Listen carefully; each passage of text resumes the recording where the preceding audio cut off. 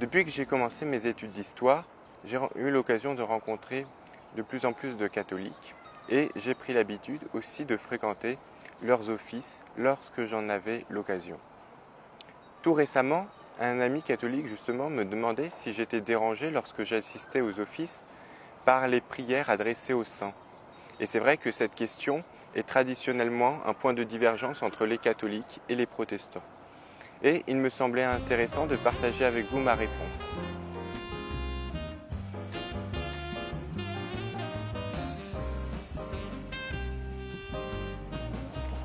Alors, je commencerai par examiner les deux objections que les protestants font en général à cette pratique, donc au culte des saints, et j'expliquerai pourquoi, selon moi, elles ne sont pas théologiquement valides.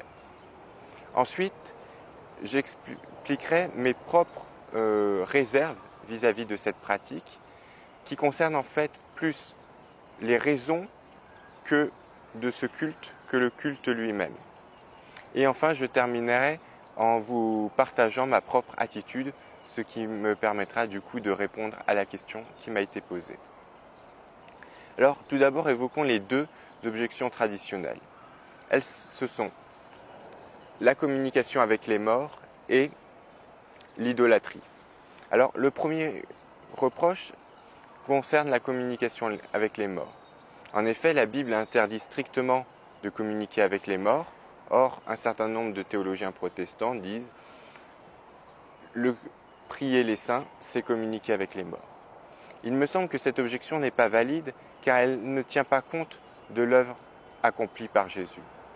Déjà, sous l'Ancienne Alliance, on voit que certaines personnes décédées pouvaient intercéder auprès de Dieu en faveur du peuple.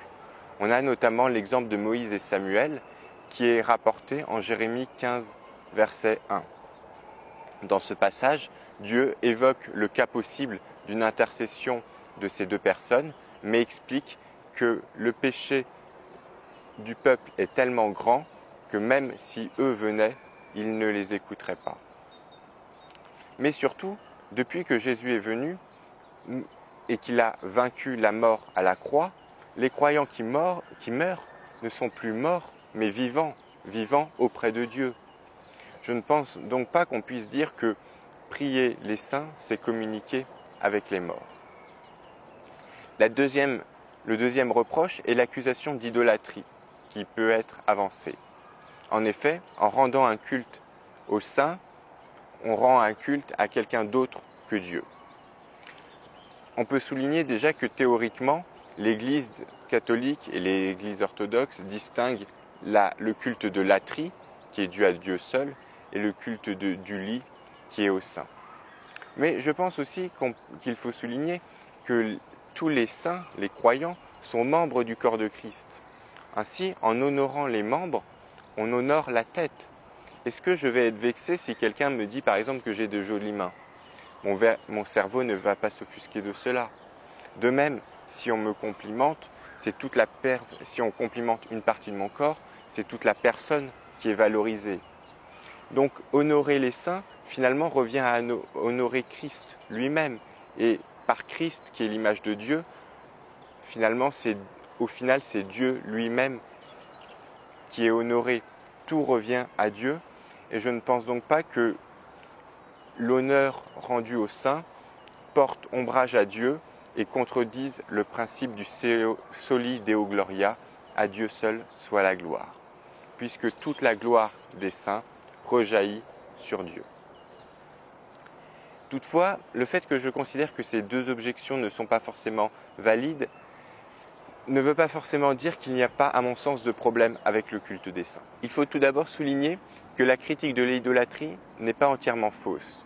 Si en théorie, elle n'est pas forcément théologiquement valable, dans la pratique, on peut constater que, effectivement, le culte des saints peut très facilement dériver vers des pratiques idolâtres. Et j'aimerais vous donner deux exemples.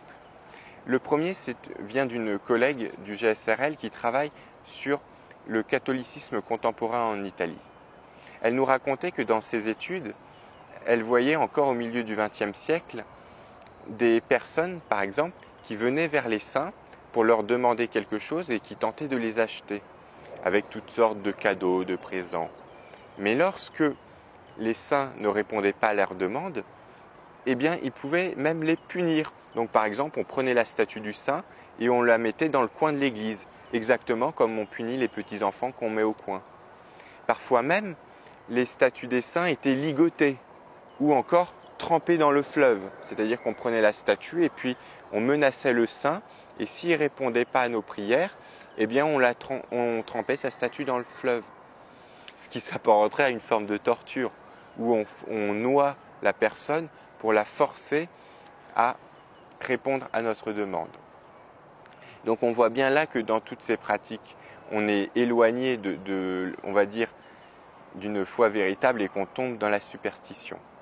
Par ailleurs, on sait que des fois, les missionnaires jouaient un peu sur cette ambiguïté. On a le cas, sans forcément généraliser, mais on a le cas, par exemple, lors de l'évangélisation des Amériques, où les missionnaires arrivaient dans un village et remplaçaient tout simplement la statue du dieu local par une statue de saint. Donc il y avait les dieux vénérés, puis on les enlevait et on mettait les saints à la place. Et le peuple continuait les mêmes rites, simplement ce qu'ils faisaient envers leur Dieu, ils le faisaient maintenant envers les saints. Et on voit bien là qu'il y a une atmosphère de syncrétisme, une confusion qui est créée, qui s'éloigne de la foi chrétienne. Mais au-delà de ces dérives possibles, il me semble qu'il y a aussi deux problèmes de fond qui peuvent se poser en rapport avec les motivations. En effet, une des premières choses que m'a appris l'anthropologie est qu'il ne faut pas s'arrêter aux actes, mais interroger le sens. Pour les personnes qui font ces actes, quel sens ont ces actes? Et on se rend compte qu'un même acte peut avoir des sens différents en fonction des personnes qui le font. La question n'est donc pas tant du culte que des raisons qui peuvent motiver le culte. Et il me semble qu'il y a là, et parmi les raisons, il peut y en avoir des bonnes et des mauvaises, mais en particulier, j'aimerais insister sur deux mauvaises raisons. La première, c'est une mauvaise image de Dieu. En effet, pourquoi préfère-t-on s'adresser à des saints, et notamment à Marie, plutôt qu'à Dieu? C'est parfois parce qu'on a une mauvaise image de Dieu. On voit Dieu comme quelqu'un d'éloigné, de sévère, de dur, quelqu'un qui ne nous écoute pas. Et du coup, on préfère des figures qui sont proches de nous, les saints, ou alors la figure de Marie qui en plus est douce, c'est une figure féminine, elle représente la mère. Et donc on aurait d'un côté Dieu, le Père sévère, et de l'autre Marie, la mère aimante. Et en fait, en ayant cette vision de Dieu, on passe complètement à côté de ce que Jésus nous révèle. Car Jésus, justement, est venu sur terre, la parole de Dieu s'est incarnée pour nous révéler vraiment la vraie personnalité, la vraie nature de Dieu. Et lorsque nous comprenons cette nature, nous comprenons que toutes ces images que nous pouvions avoir de Dieu sont fausses et nous n'hésitons plus à aller directement vers lui. Justement, en lien avec ça, j'en viens maintenant au deuxième point. Et ce que j'appellerais, disons, le chemin détourné ou les intermédiaires. Et ce point a été très bien illustré tout récemment par les déclarations d'un évêque lors d'une conférence. Celui-ci répondait à la question « Pourquoi passe-t-on par des intermédiaires? Pourquoi demande-t-on l'intercession ?» Et sa réponse est très intéressante. Il proposait une petite parabole. Imaginez que vous ayez besoin d'aller voir quelqu'un d'important, très important. Est-ce que vous pensez que vous pouvez arriver directement chez lui et frapper à la porte et qu'il vous accordera un rendez-vous? Bien sûr que non. Vous allez devoir passer par toutes sortes d'intermédiaires pour arriver jusqu'à lui. Or, je suis parfaitement d'accord avec ce raisonnement, cette petite histoire que je vous ai racontée. Seulement, cet évêque oublie un petit détail qui change tout. Et j'aimerais reprendre avec vous cette histoire. Imaginez effectivement que vous deviez aller voir le président de la République. C'est sûr que si vous êtes simplement une personne lambda, il y a peu de chances qu'il vous réponde et qu'il vous ouvre. Mais imaginez maintenant que vous êtes son fils. Est-ce que vous pensez que vous avez besoin de passer par toutes sortes d'intermédiaires pour aller le voir? Ou est-ce que vous ne pensez pas plutôt que vous avez directement une ligne qui permette d'accéder. Quand j'ai besoin d'appeler mon père, je peux simplement l'appeler sur son téléphone ou lui envoyer un message et je sais que j'aurai directement des contacts avec lui. Et même si mon père était président, cela ne changerait rien. Parce que je suis son fils, je suis directement en contact avec lui. Eh bien, c'est exactement la même chose pour Dieu. Ce que ce raisonnement oublie, c'est que justement, grâce à l'œuvre de Jésus, grâce à son incarnation et à tout ce qu'il a accompli, nous sommes enfants de Dieu. Et nous avons donc directement accès à notre Père. Et nous n'avons pas besoin de passer par toutes sortes d'intermédiaires. Et il me semble qu'on touche là au gros problème de l'intercession qui peut nous faire oublier notre identité en Christ. Le fait que nous sommes fils de Dieu et que parce que Jésus justement est venu vers nous, nous pouvons alors librement aller vers le Père. À ces deux problèmes de fond, j'en rajouterai un troisième qui peut paraître plus anecdotique, mais qui me semble néanmoins important, c'est que le culte des saints a eu tendance à cause de ce culte, on a eu tendance à réserver le terme de saint aux personnes décédées qui ont été canonisées. Alors qu'en réalité, si on regarde les écrits apostoliques, le Nouveau Testament, on s'aperçoit que saint est tout simplement un terme qui désigne les chrétiens. Et en fait, c'est un des deux mots les plus employés par les apôtres. Lorsque les apôtres parlent des chrétiens, ils parlent soit des frères, soit des saints. Donc, pour conclure, j'aimerais simplement revenir un peu sur ce que j'ai dit dans cette vidéo. J'ai tout d'abord évoqué les deux objections traditionnelles des protestants contre les cultes des saints. Le fait que cela nous poussait à communiquer avec les morts et que c'était de l'idolâtrie. J'ai expliqué pourquoi je n'étais pas d'accord avec ces raisons et je pense qu'elles ne sont pas théologiquement valides. Cependant, j'ai souligné que dans la pratique, le risque d'idolâtrie n'était toutefois pas totalement faux et que dans un certain nombre de cas, on pouvait effectivement basculer dans l'idolâtrie. Néanmoins, il me semble que les principales réserves sont ailleurs et ne concernent pas tant le culte en lui-même que les raisons qui peuvent nous conduire à ce culte. Et j'ai souligné en particulier deux problèmes, la mauvaise image que nous pouvions avoir de Dieu et le fait que nous n'ayons pas conscience de notre identité en Christ, le fait que nous soyons fils de Dieu et que nous pensions que nous avons besoin de passer par toutes sortes d'intermédiaires pour aller jusqu'au Père.